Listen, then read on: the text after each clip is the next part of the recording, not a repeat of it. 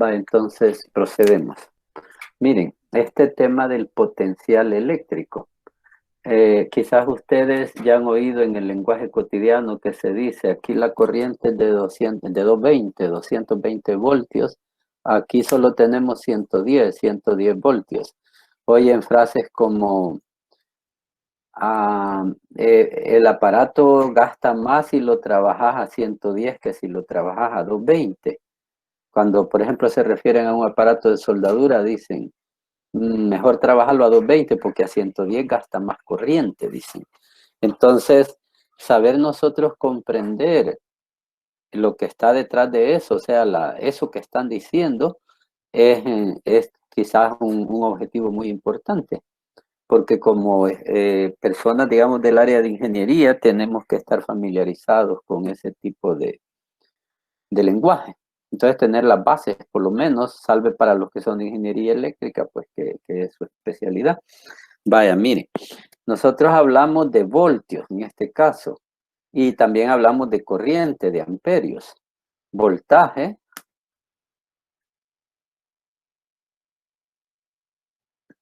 que se mide en voltios. Técnicamente acá decimos diferencia de potencial. No olviden que hay que tener el cuadernito a la mano. Técnicamente acá nosotros decimos diferencia de potencial. Oigan, vulgarmente así en el lenguaje cotidiano decimos el voltaje. Sí, y la unidad de medida pues es el voltio acá. Entonces, cuando hablamos de la corriente, acá la unidad de medida es el amperio. El amperio. Y se representa por una I que puede ser minúscula o mayúscula, cualquiera. Entonces, saber la diferencia entre ambos es importante. Oigan, les voy a poner una experiencia. Hace como 4 o 5 días, yo estaba guardando las cacerolas en el pantry. Y al pantry le he puesto una luz que se enciende automáticamente cuando uno abre la puertecita del pantry. Mi hija estaba presente, que es la dama, la señora de esta casa actualmente. Entonces, cuando yo metí la mano así para meter las cacerolas, el brazo me topó al... Ay, aquí todavía tengo las quemadas. El brazo topó en el interruptor, en el switch que yo he puesto, que es un switch de refri, de esos que al cerrar la puerta cierran mecánicamente el circuito o lo abren. Entonces, la cosa es que me agarró la corriente. Yo andaba descalzo, bien mojado, creo que, no sé si venía de bañarme o de que estaba lloviendo afuera de la casa y salí a hacer algo al patio. La cosa es que venía mojado. Entonces, fíjense que jamás me había agarrado la corriente así de fuerte. Fue muy buena la experiencia. Me alegra mucho que me pasó porque me cogió el brazo y no lo podía retirar. No logro entender hasta ahora por qué es que no se puede retirar el brazo, porque yo no lo podía desprender, estaba electrocutado ahí y no lo podía desprender. El voltaje que estamos hablando ahí para esos foquitos es de 110 voltios, no es un voltaje muy alto, ¿sí? A mí nunca me ha tocado la corriente de 220, porque aunque uno la toque y sea una línea de 220, por lo general te coge a 110 nomás. Fíjense lo que les estoy diciendo, es un poquito adrede, intencional, pues para confundirlos o para que ustedes se inquieten a ver cómo está esto. Porque les digo, cuando uno toca una línea de 220, lo normal es que la diferencia de potencial a la que está sometido no es de 220, sino que es de 110, a pesar que las líneas son de 220. Oigan, eso lo espero lo vamos a comprender, eso es lo que pretendo. Entonces, en este caso, el voltaje era de 110. Es el que con el que siempre hemos trabajado, el que siempre me ha agarrado la corriente a mí es de 110. Pero ¿por qué esta vez sí fue fuerte, hasta sentí que me quemó bueno, aquí les mostré ya la quemada del brazo y a no ser que sea que ando sucio, pero creo que no. Entonces, y también la pregunta es por qué el voltaje de 110, que siempre es el que me hace daño, esta vez no me hizo un mayor daño, digamos. Me cogió que no me dejaba irme. Bueno, y le hice fuerte y arranqué el brazo.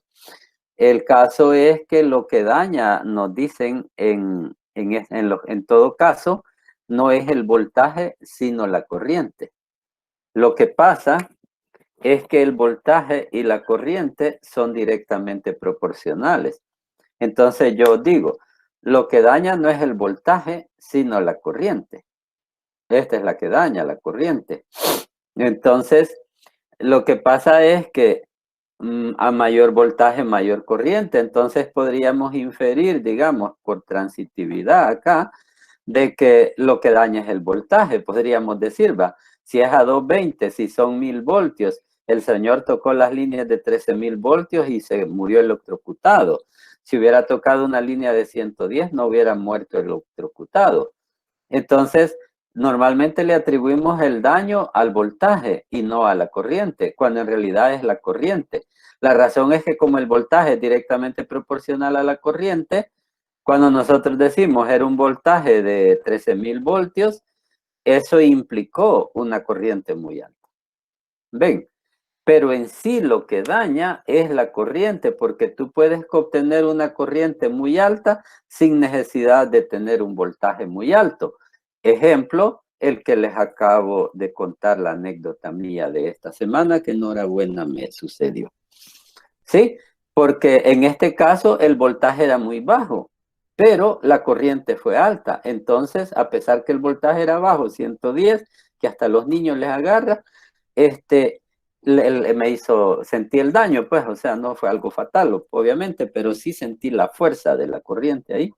Al final, lo que daña es la corriente. Esta normalmente se produce por voltajes altos o por otras condiciones, como en el caso mío, que fue la humedad, el agua. El agua es una sustancia ionizable que por lo tanto es un buen conductor en alguna forma, el agua ionizable. El agua es muy buen aislante cuando es agua destilada, porque el agua destilada no es ionizable. Vaya, entonces ahí esa pequeña introducción. Oiga, eso de que el aparato gasta más o menos a 110 voltios, también quiero que lo sepan explicar al final de estas clases que estamos recibiendo. Diferencia de potencial es que tenés un potencial entre dos puntos. Déjame que ilustre. Acá tenemos un campo eléctrico uniforme. Acá. Entonces, yo me voy a trepar en el campo. Voy a trepar en el campo. Trepar en el campo es caminar en esta dirección. Miren. ¿Sí? Ahí estoy trepando en el campo. Y acá estoy bajando en el campo. ¿Sí? Porque el campo que he puesto acá en negro, ¿sí? Es un campo uniforme que se ve como una corriente hacia la derecha. ¿Ven?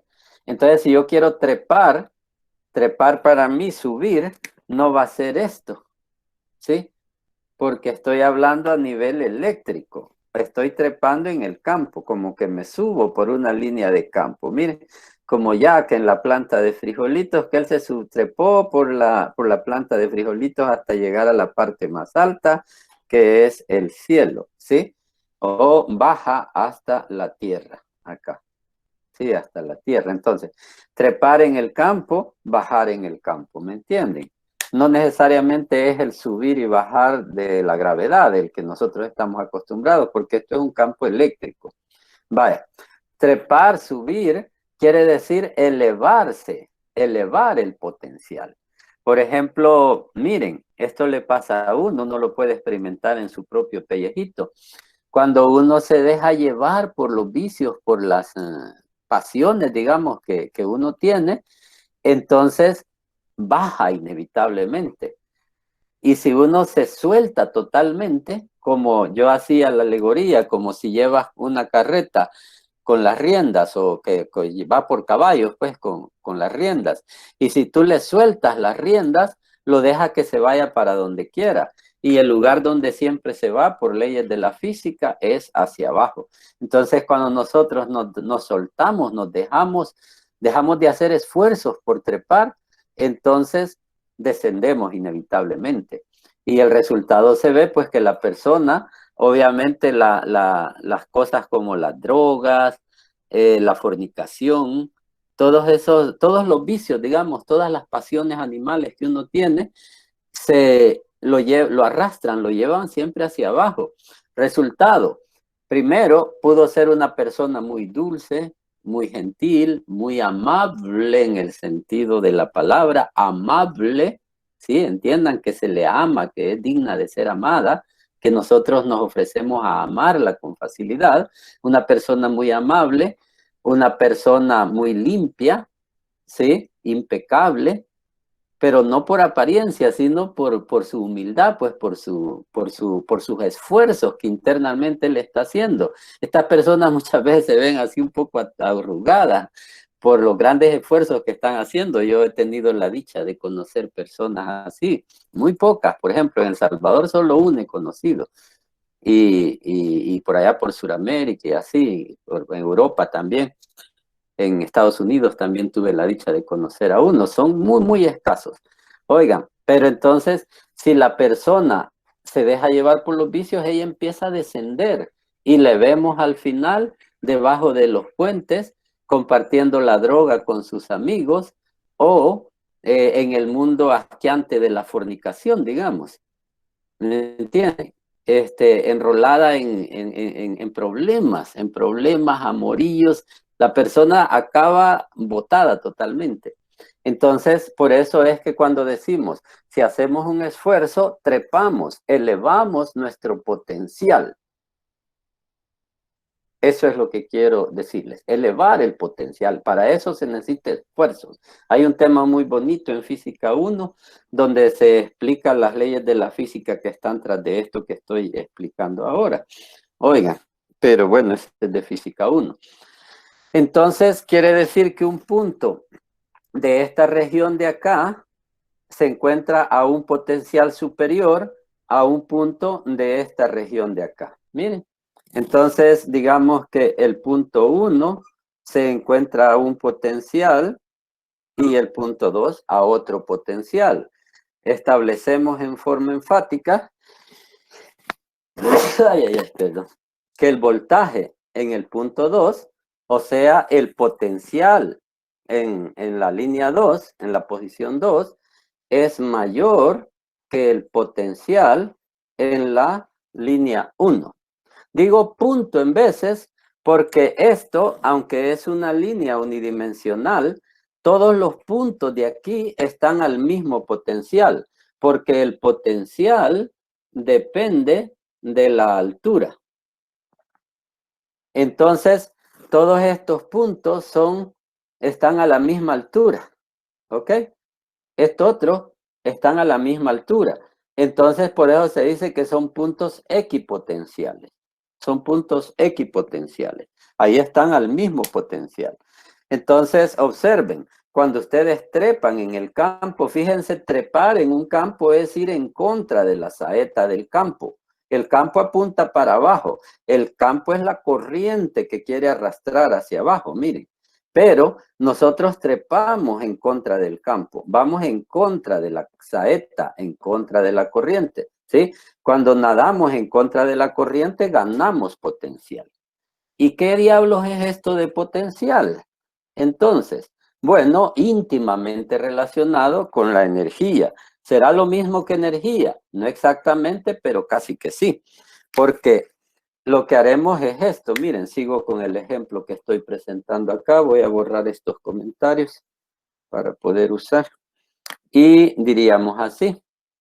Aquí tenemos una altura Y1. Y acá tenemos una altura Y2. Ven, Y1 y Y2 son las alturas a que se encuentran los puntos 1 y 2 respectivamente. Entonces, si ustedes analizan la energía que una carga cualquiera Q, digamos, pongamos una carga Q en la posición 1, acá. Entonces, la energía que la carga Q tiene en la posición 1 va a ser igual a MGH, ¿se acuerdan? Energía es MGH, pero nosotros estamos aprendiendo a manipular la ley de las analogías para ponerla a nuestro servicio.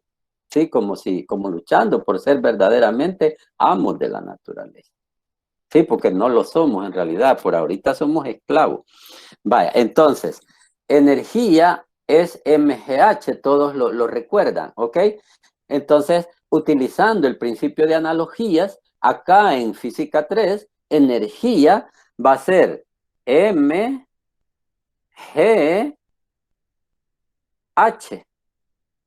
Así, miren, carga por campo por distancia. ¿Quién es H? H es la altura a que nos encontramos a lo largo del campo eléctrico, ¿sí? Porque en mecánica, digamos, el equivalente de la masa, aquí en electrostática es la carga. El equivalente de la gravedad, aquí es el campo eléctrico, ¿ven? ¿Sí? Y las distancias, siempre esas permanecen igual, ¿sí? Entonces, aplicando el principio de analogía que les decía, nosotros debemos saber utilizar sabiamente para resolver nuestros problemas y poder así llegar al conocimiento y dominio de ciertos fenómenos de la naturaleza que no son desconocidos. Por ejemplo, yo creo que esta fórmula nunca se las había dado, ¿ves? Pero les exijo que la ocupen. ¿Por qué? Porque con el principio de analogías. Entonces, energía es MGH, o sea, carga por campo por Y. Así. Vale. Entonces, en el caso 1 sería Y1 y lo demás, el campo es el mismo en todos lados porque es uniforme y la carga pues es la misma. Cuando la carga la trasladamos a una posición dentro de la superficie 2, no importa si está más para allá o más para acá, lo importante es que está a la altura Y1 o a la altura Y2. Entonces tiene una energía 2, que es igual a Q por E que no cambian, por Y que sí cambian. ¿Sí? Entonces es lógico que la diferencia, el delta U, va a ser igual a U2 menos U1, ¿verdad? Sería esta más esta, ¿sí? Entonces voy a sacar factor común Q por E y me queda Y2 menos Y1. Así, miren. Entonces, incluso este Y2 menos Y1 le podríamos llamar un H, que sería H la diferencia de los dos niveles de altura, ¿va? Y entonces la energía es MGH. Ven, en este caso carga por campo por la altura, ya aplicado o trasladado a electrostática, a electricidad. ¿Sí? Quiero checar el chat, a ver si estamos bien. Dice, todo bien, gracias, muy bien. Bueno, entonces ahí estamos haciendo la analogía entre la energía en la mecánica, que es MGH, y la energía en la electricidad, que es carga por campo por altura. ¿Ok? Ahora, Mauricio, disculpe, mande, Carlos. ¿puede repetir por qué es negativa el primer potencial? Ah, Porque es menos sí, Q1. con mucho gusto. Esto Gracias, está muy gracias. sencillo, Carlos, ¿verdad? Delta Sí, U es igual a U final menos U inicial, ¿sí? Entonces, por eso U final menos U inicial, es por eso. Es como un poco caprichoso, arbitrario, porque yo así lo quise, porque pude hallarles la diferencia yo les pude pedir U1 menos U2, ¿verdad? Que sería otro delta U, digamos, otro para diferenciarlo, ¿ves? Entonces yo les pude pedir y esto iba a dar otro valor, obviamente de signo contrario. Pero entonces el delta toda la vida es final menos inicial, ¿ok? ok, entendido. Gracias. Bueno, a la orden. Entonces, voy a borrar aquí un poquito. Tenemos entonces que la diferencia de energía, digamos, el delta U, es igual a carga por campo por, digámosle, delta Y, así, por delta Y, donde recordemos que delta Y en nuestro ejemplo era Y2 menos Y1, final menos inicial. Entonces, Si esto nosotros lo dividimos entre la carga Q, ambos miembros, con el sano propósito de eliminarla de allí, entonces nos queda de la siguiente manera. Digamos, a este nuevo concepto que se nos arma, que es delta U entre Q, pónganle que había la cantidad de energía, el delta U era de 5.000 joules, ¿ok? Teníamos 5.000 joules, el delta U, el poco de energía, y de carga teníamos 10 coulomb. Entonces, cuando haces la razón, quiere decir que cada coulomb porta 500 joules de energía. ¿Sí? Si haces la razón, 5.000 joules se movieron a través de 10 coulomb, quiere decir que a cada coulomb le corresponde 500 joules de energía. Y a esa variable, a ese concepto, fenómeno que estamos estudiando, es lo que se le llama potencial voltaje. Es el número de joules por cada coulomb. Entonces, cuando decimos, la batería del carro es de 12 voltios, ¿qué quiere decir? Que cada coulomb que atraviesa esa batería en un circuito cuando está funcionando, se carga con 12 joules de energía. O sea, está la batería, ¿ok? Entonces, 12 voltios, negativo, positivo. Cada vez que un coulomb de energía, de carga eléctrica entra por aquí y brota, emerge por acá, sale con 12 joules de energía adicionales, digamos. Sale cargado con 12 joules de energía. ¿Sí? Eso es el voltaje, voltios. Voltio quiere decir joule por coulomb. ¿Cuánto joule de energía posee cada coulomb de carga? Y espero con eso ya me comprenden por qué digo que voltaje y energía no son lo mismo, pero que al final sí son lo mismo. Porque voltaje es energía que se le da a cada chico, pero al final es energía por unidad de carga. Pero es energía. ¿Y qué es? ¿Qué es? Es energía. ¿Me entienden? Entonces, no podemos así. Si yo les pregunto, voltaje y energía son lo mismo, así radicalmente, no.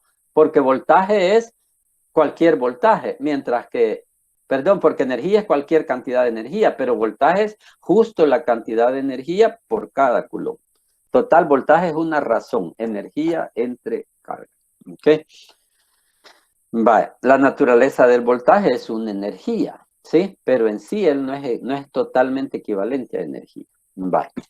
Entonces, aquí tenemos explicado el tema de la energía en este ámbito. Lo que tenemos es un campo eléctrico acá.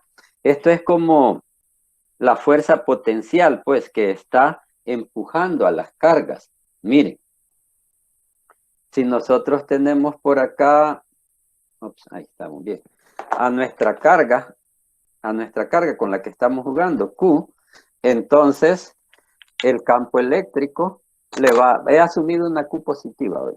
El campo eléctrico le va a hacer una fuerza acá, ¿verdad? La fuerza eléctrica lo empuja, lo arrastra. Entonces, si ustedes tienen, miren, yo recuerdo, cuando era niño todavía usábamos las hundillas. Yo nunca pude, de suerte, no mataba a los pájaros. Pero, entonces, uno estira así, mire, el resorte, la hundilla, el hule, digamos, lo estira. Entonces, el brazo va luchando contra la fuerza elástica, ¿sí? Porque la fuerza elástica jala para allá. Y el músculo hace la fuerza en contra, ¿sí? Yo voy luchando contra una fuerza. Miren, voy luchando contra una fuerza, ¿sí? Porque digamos acá, la fuerza elástica va para allá y yo me voy desplazando hacia acá. Miren, la fuerza elástica va en contra de mi desplazamiento. Cuando yo me muevo en contra de la fuerza, moverse contra la corriente, les he dicho, entonces estoy cargándome de energía. El sistema se está cargando de energía, ¿sí? Y queda cargado, ¿sí? Queda cargado ahí, si el resorte quedó totalmente estirado, ahí el sistema quedó cargado de energía.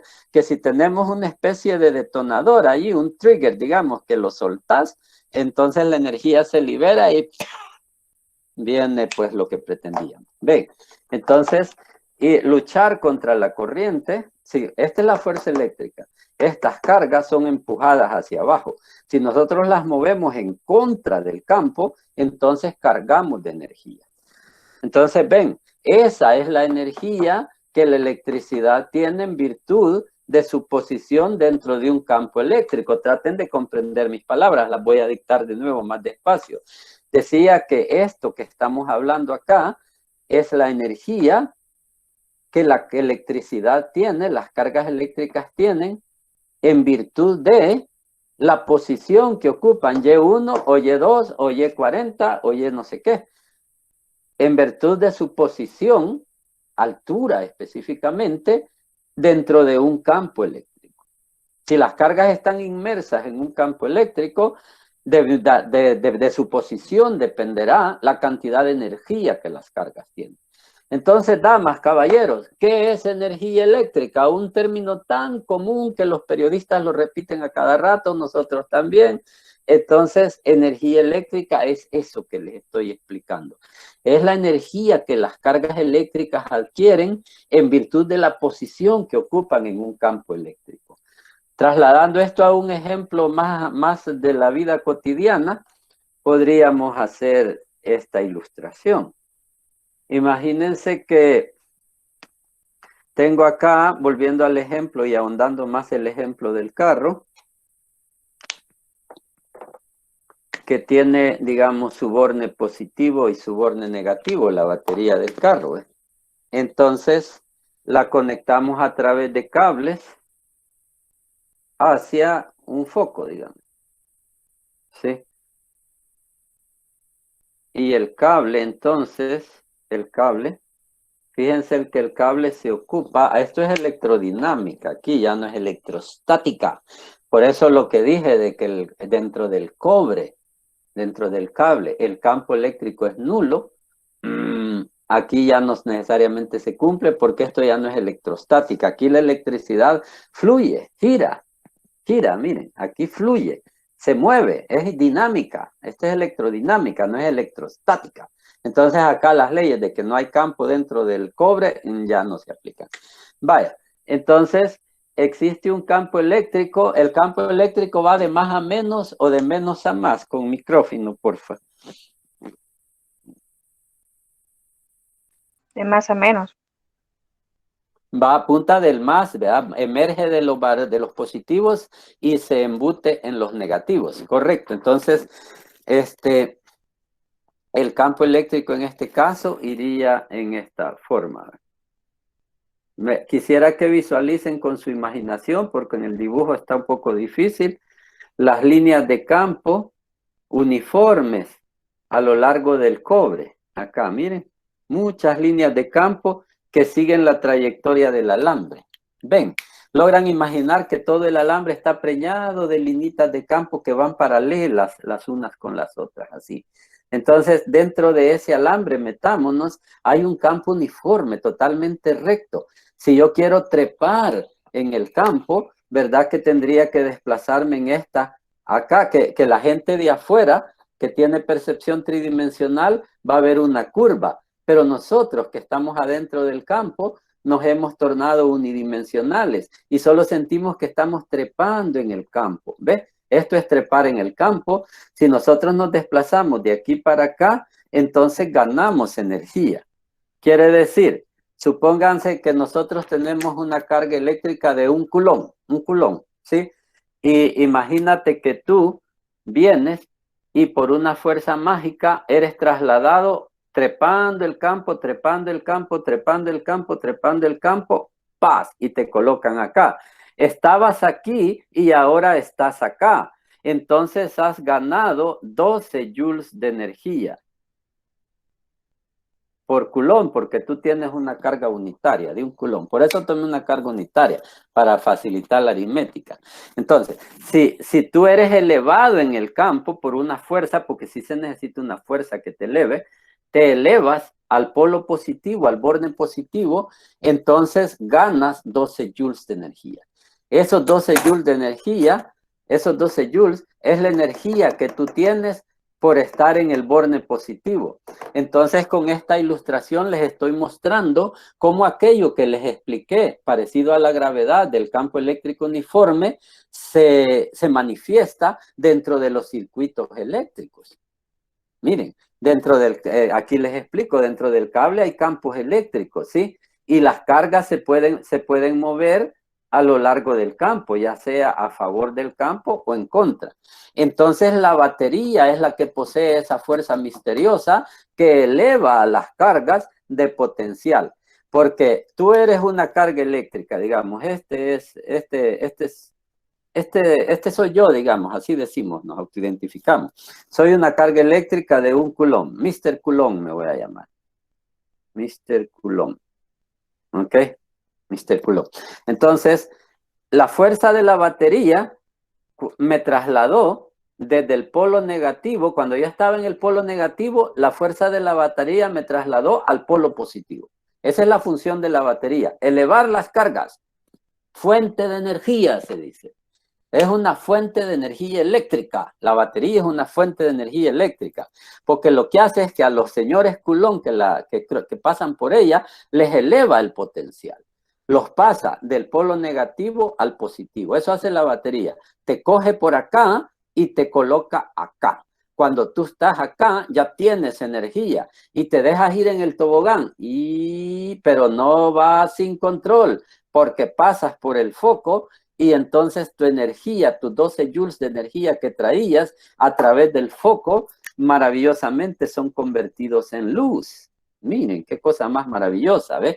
Entonces, esos 12 joules de energía que tú tenías, te vienes por acá. Y cuando pasas por el foco, que es la grada, digamos, la resistencia, entonces toda tu energía la cedes para que se torne en luz. ¿Ves? Y luego regresas al polo negativo. ¿Ves? Entonces te coge la batería y te eleva de nuevo el potencial. O sea que en un circuito eléctrico, si ven, no se están consumiendo las cargas eléctricas. La electricidad no es un consumible, tomen nota. En el circuito eléctrico la electricidad no es un consumible, no es lo que está consumiendo. El consumible es la energía que las cargas llevan. Y quien la provee es la batería, la fuente de energía.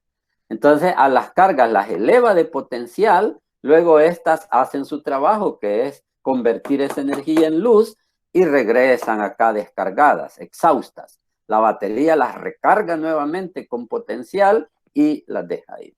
Así está. Mi dibujo no es tan preciso, oigan, no hablo de que esté feo, sino que tan preciso en el sentido de que la alegoría, digamos, no es tan exacta. Oigan, porque en verdad todo este es una superficie equipotencial positivo y todo este es otro equipotencial negativo.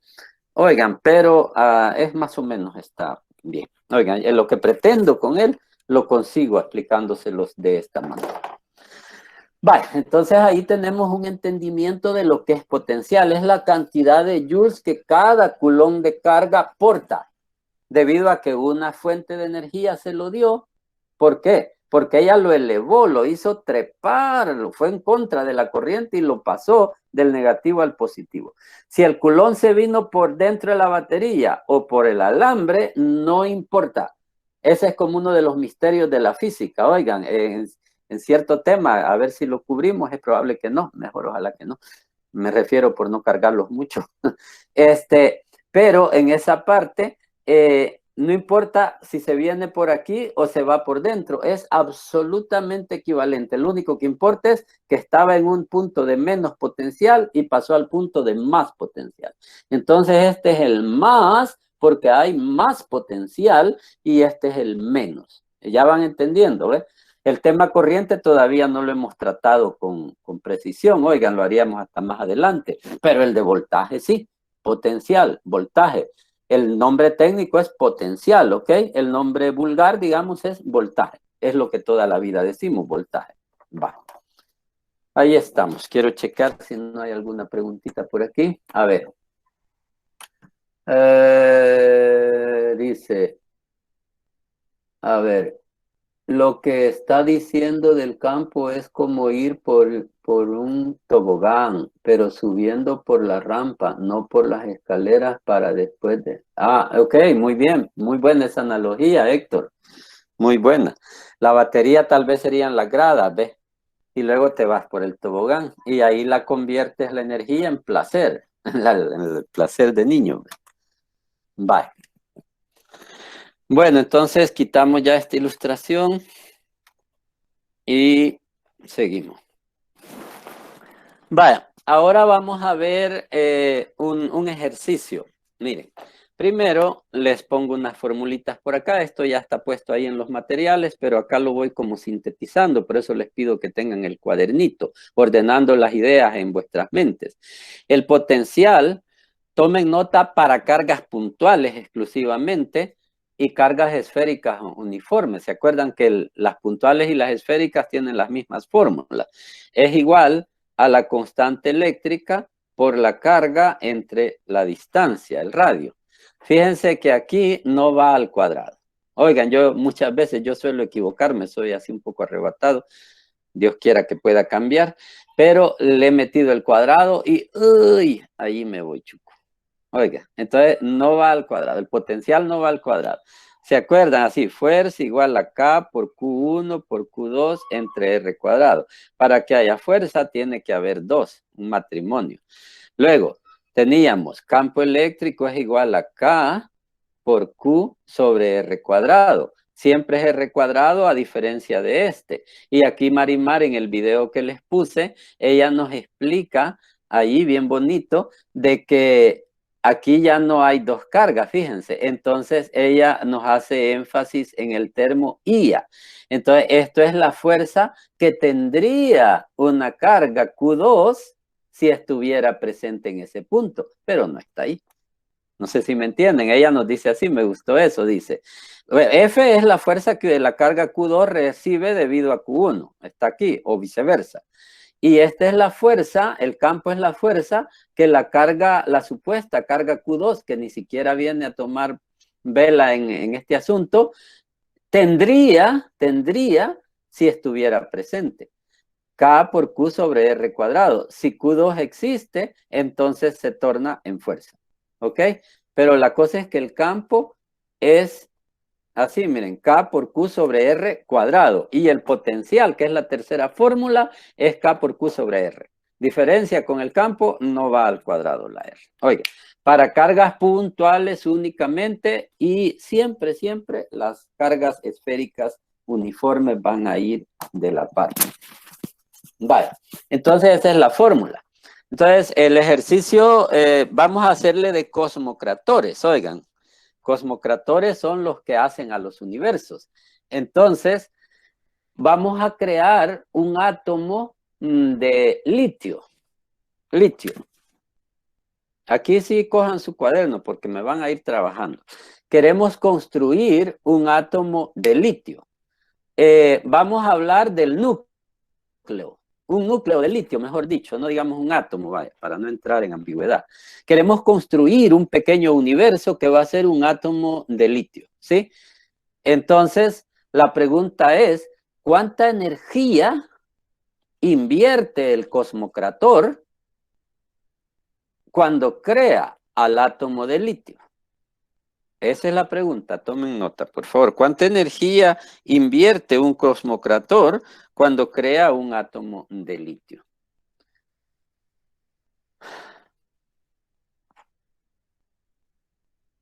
Va, entonces, primeramente tenemos que tener claro, ¿verdad? Checar la tabla periódica y ver que el átomo de litio, ¿cuál es su estructura?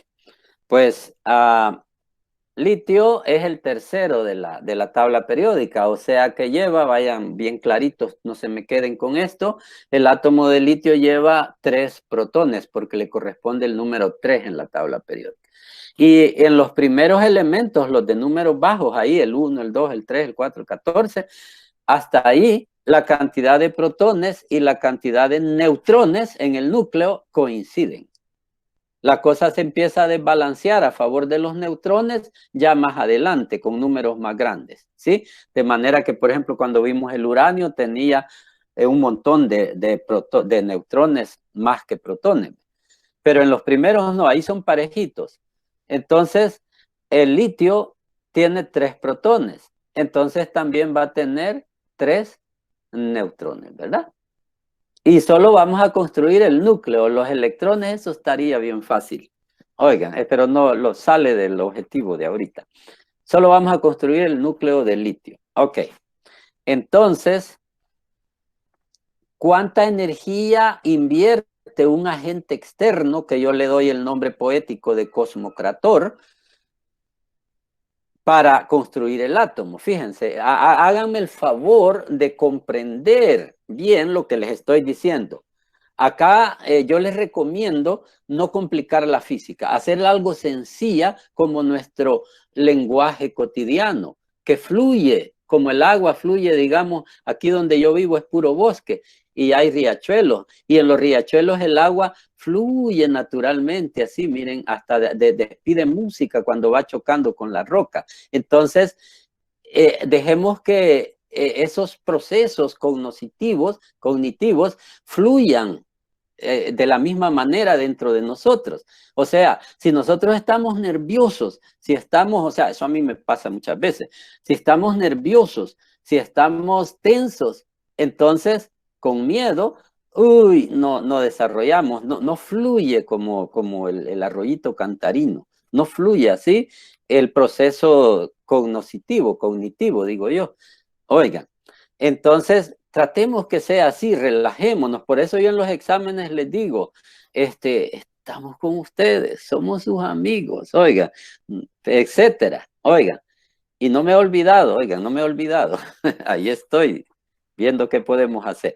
Vaya, entonces, en este momento, que como les dije es el más urgente, el presente, quisiera que todos me comprendan que lo que estoy preguntando es cuánta energía invierte el cosmocrator en la creación del átomo de litio, ¿sí? Estamos simplificando naturalmente a la parte de electricidad, que es en realidad el más, es en realidad lo neto que se da en el proceso al final.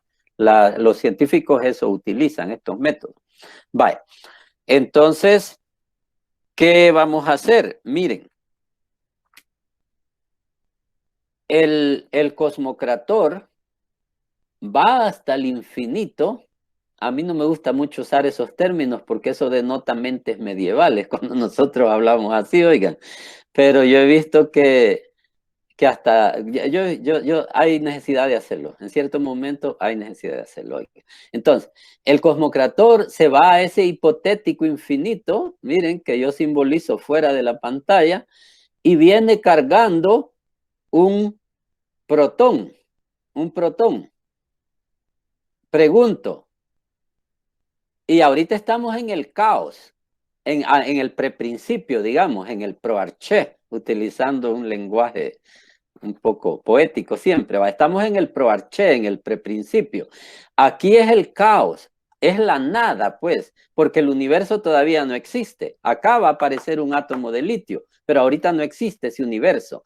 Entonces el cosmocrator va al infinito a traer al primer protón para construir su átomo de litio. Al final quiere 3 protones, perdón, y quiere también 3 neutrones, así. Eso es lo que él quiere al final, 3 protones y 3 neutrones, ¿sí? Como eso es lo que queremos, pero todavía no está. Ahorita solo existe el caos, la nada, el proarché. Entonces, el cosmocrator va a traer el átomo de litio. La pregunta es, damitas, caballeritos, por favor, ¿qué fuerza está haciendo el cosmocrator? Porque la energía se va a calcular como trabajo, o sea, fuerza por desplazamiento. Así lo vamos a calcular. Entonces, por eso necesito saber qué fuerza está haciendo el cosmocrator en este momento. Quiero checar si alguien me dice.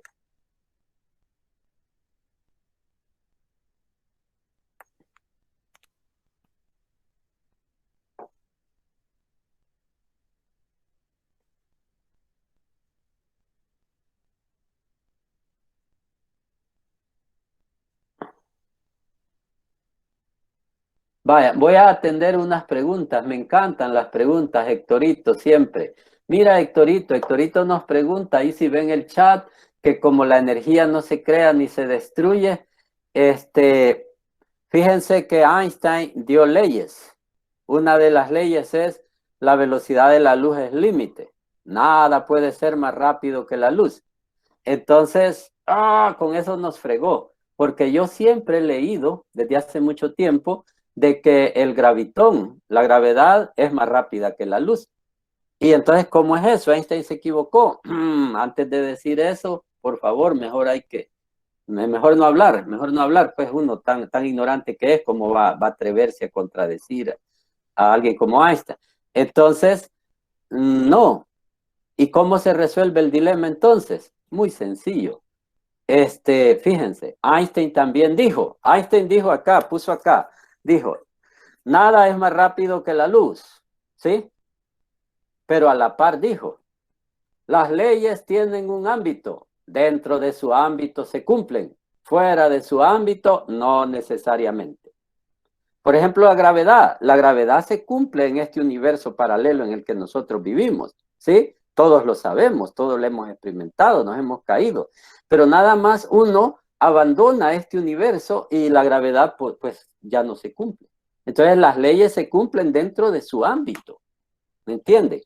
Entonces, el principio de conservación de la energía. Con vergüenza, los físicos tuvieron que darse cuenta de que no siempre se cumplía. Lo que ahora se cumple es el principio de conservación energía-masa, así, el par. Entonces, en las reacciones nucleares, Héctor, ahí estamos informados nomás, pues porque yo no he experimentado eso directamente, de que la materia desaparece del universo y se torna en energía, en una cantidad equivalente de acuerdo a la fórmula famosa de Einstein. Esta. Acá, perdón, no había puesto la pantalla. Entonces te decía, Héctor, que de acuerdo a esta fórmula de Einstein, es que la energía se transforma en materia y viceversa. Entonces sí es posible y por eso ese es, Héctorito, felicítote, Héctorito, ese es la base de nuestro ejercicio. Te felicito, excelente. Esa es la base de nuestro ejercicio, que la materia que el átomo va a tener es igual a la cantidad de energía que el cosmocrator tuvo que gastar. ¿Comprendido? Entonces, el cosmocrator perfectamente puede ser llamado padre del átomo, porque el átomo, antes de existir aquí en la realidad, que le llaman algunos a este universo tridimensional, antes de existir aquí en la realidad, existía en el interior del cosmocrator, pero en una forma no tan manifiesta, no tan condensada como es la masa, sino en forma de energía. Entonces, el cosmocrator hace un trabajo, fuerza por distancia, en crear al átomo de litio. Y entonces, ahí es de donde viene. ¿Entiendes? Eso, muy buena tu pregunta. Voy a atender la segunda pregunta. Dice, y siempre Héctor, y según la entropía, la segunda ley de la termodinámica dice que todo tiende al caos, al desorden. Así que el ordenamiento de partículas sería un más difícil.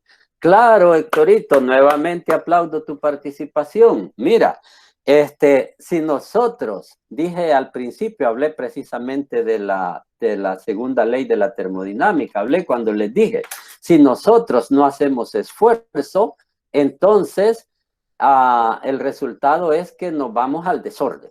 O sea, terminamos debajo de los puentes, compartiendo con otros drogadictos, en el lecho del Procusto, etcétera, etcétera, etcétera. ¿Me entiende? Entonces, el cosmocrator es el responsable de aplicar su fuerza para crear, para poner al universo en orden, ¿sí? Allá ustedes sí que se creen eso de que se formó solito, de que nadie lo hizo y de que éramos monos, que son criaturas inferiores obviamente, y ahora somos humanos un poquito más superiores que los monos, y que eso vino de la nada, así sin intervención de nada.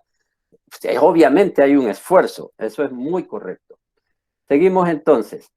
Vaya, me había quedado en que en el primer intento, el cosmocrator va al infinito a traer un protón. Y la pregunta fue, ¿cuánta fuerza está haciendo el cosmocrator en este momento para llevar el protón desde el infinito hasta aquí, hacia el punto donde vamos a crear nuestro universo de litio? ¿Qué fuerza ven ustedes allí? Ahí no hay gravedad, ¿verdad? Pues, a ver, Carlos. Me imagino que hay fuerza entre las partículas del átomo, pues, las partículas nucleares. Exactamente, Carlito. Entonces, ahorita, Carlos, como ninguna otra partícula está en el universo, entonces concluimos no hay fuerza. ¿Ves? Porque las fuerzas que vamos a usar son las que nos menciona Carlos. Son las fuerzas intrapartículas, intratómicas, digamos. Las fuerzas que se hacen las partículas entre ellas. Y en este caso, como no hay ninguna partícula aquí, entonces la fuerza ahorita es cero. El primer protón es colocado en posición y el trabajo hecho para ello es cero.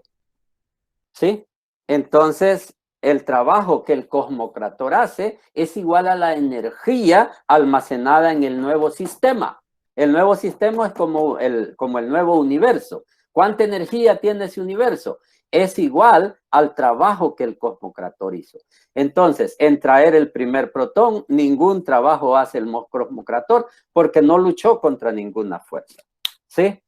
Supongamos, el orden es arbitrario, que ahora viene y se trae un neutrón. Un neutrón.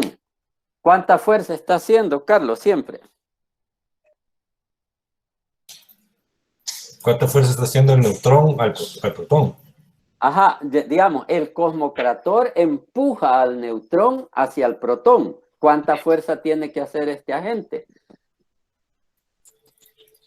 Ahí sí me Solo no las sé. solo las eléctricas vamos a tomar en cuenta, oigan. El neutrón no tiene carga. Este es positivo y este no tiene carga, la fuerza es cero. Entonces, en traer a ese chico, el trabajo fue cero también. ¿De acuerdo todos? Carlos, ¿le parece? ¿Podría explicar otra vez? Sí, en traer un neutrón, como el neutrón no tiene carga, no se repele ni se atrae con el protón. Aquí tenemos un protón, los negros. Oh, perdón, no he puesto la pantalla. Aquí tenemos un protón, los negros, y cuando traemos al neutrón, la fuerza que hacemos es nula. Oigan, no hacemos ningún trabajo porque el protón y el neutrón se son indiferentes.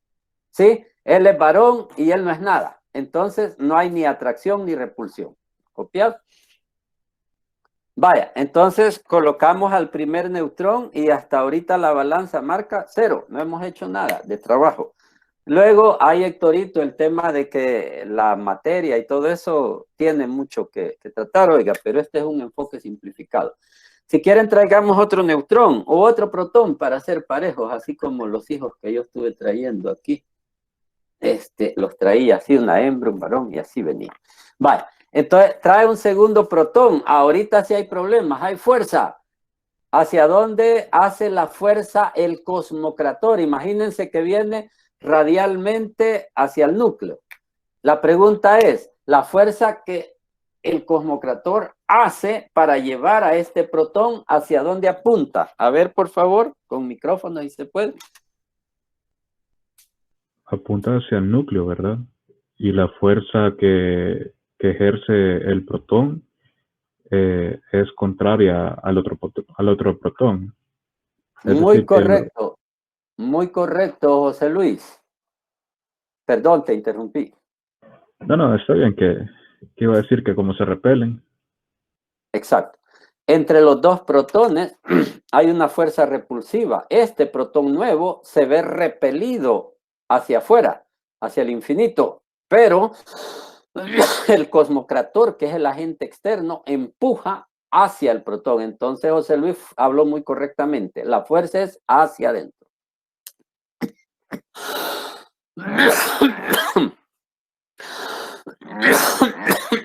Perdón.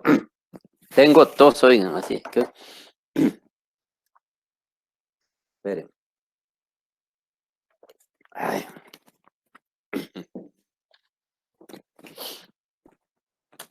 Y ahora en este cuartito vivo, porque mi hija, por razón de la pandemia, ella tiene hogar, su marido, sus hijitos, bebés, se vino a vivir aquí, entonces yo me hice a un lado, como yo estoy soltero, me hice a un lado para que ellos sean los señores de la casa. Por eso aquí tengo todo, el agua, las medicinas.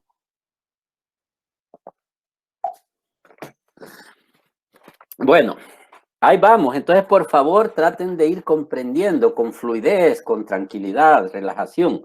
Entonces, miren, trae al protón y lo coloca aquí, ¿sí? Junto al otro. Si yo le hiciera una ampliación, los protones quedan así. La distancia entre ellos, su centro, ¿verdad? Va a ser igual a un diámetro, ¿lo ven? Un diámetro, un diámetro, un diámetro, ¿ven? Entonces, la distancia entre los dos protones es de un diámetro. Tomen nota, por favor, y su cuadernito que me van a resolver esto. Siempre ampliando la figura, voy a hacer otra ampliación acá para ilustrar otra. Este era el primer protón, ¿sí? Y acá vamos a colocar al segundo protón. Acá, ¿ve? ¿Sí? ¿Cuánto es el potencial en ese punto? En ese punto, ¿cuánto es el potencial? Háganme el cálculo, por favor. Tomen como diámetro del protón 1.6 por 10 a la menos 15 metros. Tomen como diámetro del protón 1.6 por 10 a la menos 15 metros. Entonces, mi pregunta es, el segundo protón todavía no existe. Lo que tenemos es el primer protón.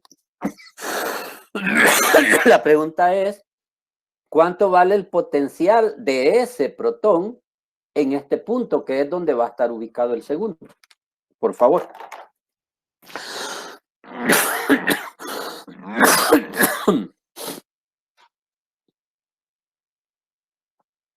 Quien tenga ya una respuestita me la regala, por favorcito. No sé si está bien, me da 9.6 por 10 a la 30.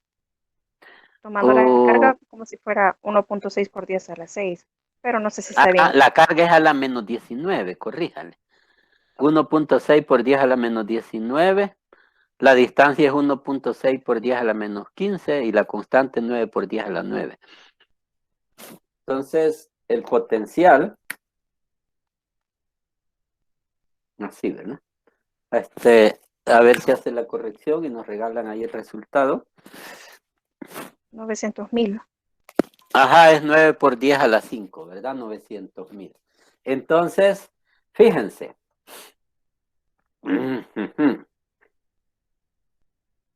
El potencial allí es ese.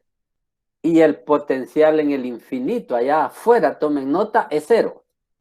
Tomen nota, por favor.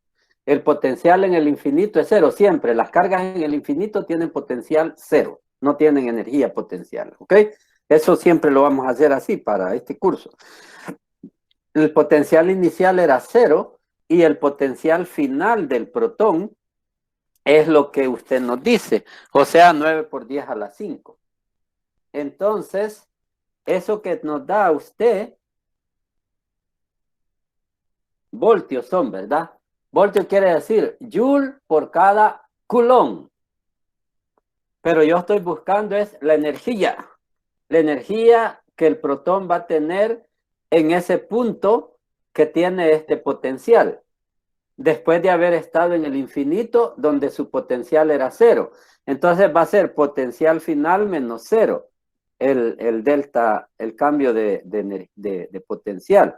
El que usted me acaba de calcular es, el cambio de potencial es el potencial final que usted nos dio, 9 por 10 a la 5, menos 0 que tenía en el infinito, ¿ok? Ese va a ser el cambio de potencial del protón al acercarse a su hermano, ¿ok? Por favor, eso traten de irme comprendiendo. Es mi llamado, que entiendan así, algo sencillo, lógico. Entonces, quisiera saber la energía que el protón nuevo va a tener cuando lo coloquemos aquí, en virtud de este potencial que usted nos ha calculado. ¿Cómo se calcula eso?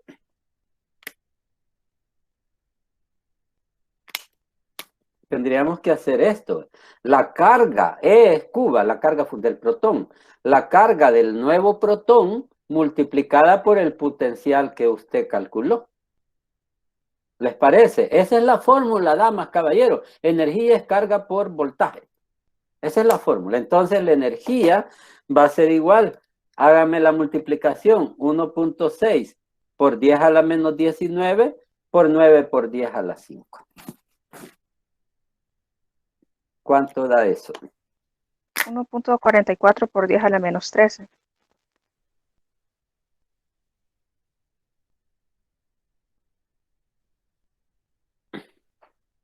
Esto sería en Joule, ¿va? Porque primero usted me calculó voltio, que es Joule por Coulomb.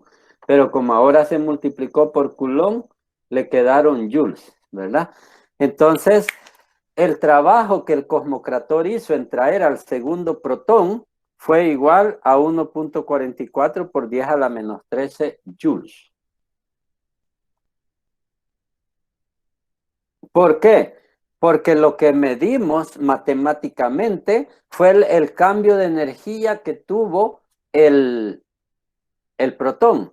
Antes estaba en el infinito con energía cero. Ahora se encuentra a la par de su nuevo vecino con energía 1.44 por 10 a la menos 13. Esa energía es la que invirtió el creador. ¿Estamos claros todos?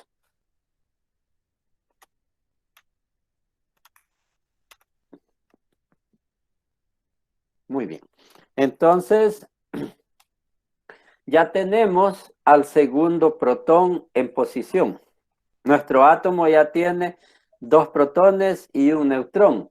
Miren, le pongo los otros 2 neutrones y nos importa poco, ¿verdad? ¿Sí? Porque ya los neutrones no hacen nada, ya vimos, es 0. Y vamos a colocar al tercer protón y lo vamos a colocar aquí.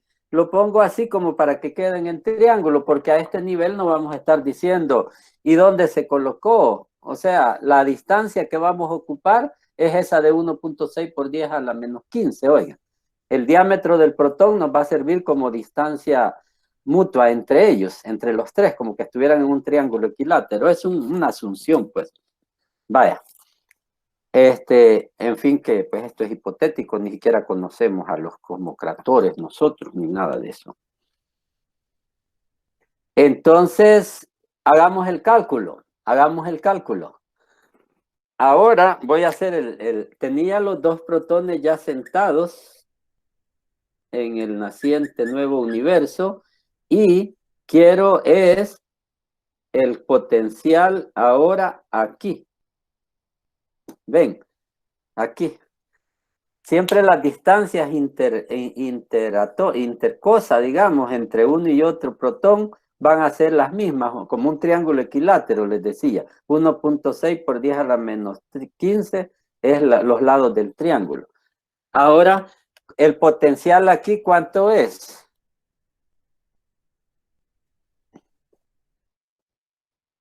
Ese está fácil, yo ya sin hacer números ya lo saqué.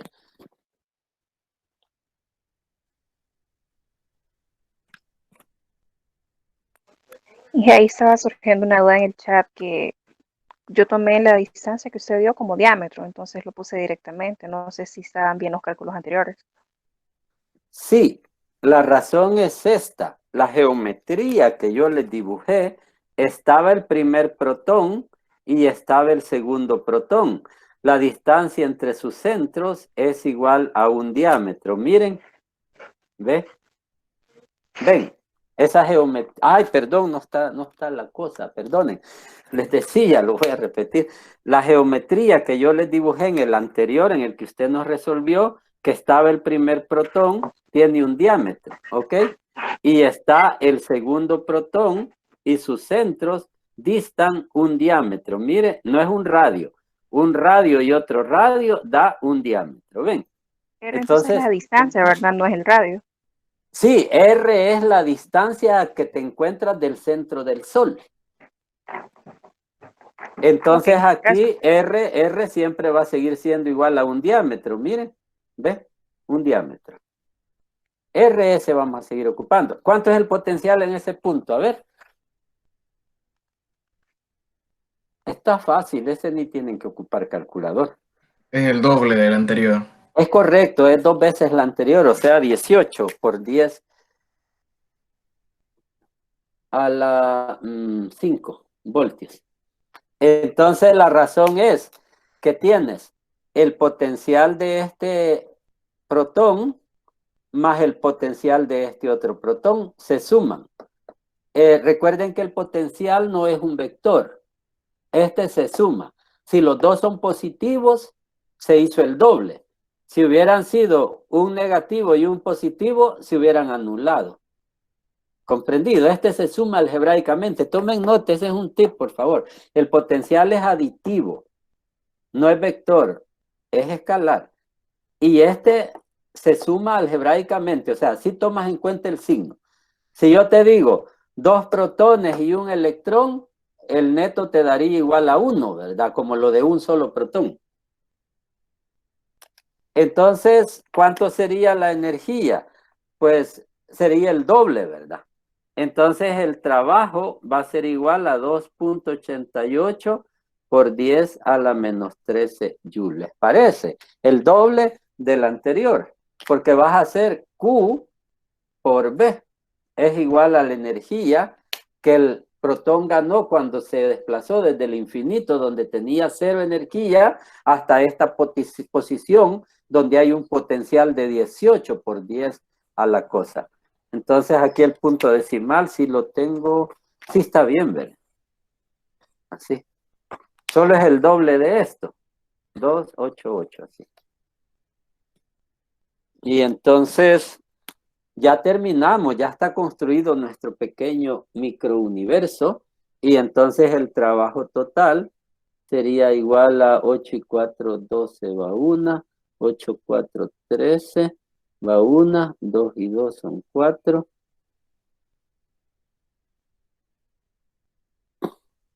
Y esa es la respuesta que nos da de 4.32 por 10 a la menos 13 joules.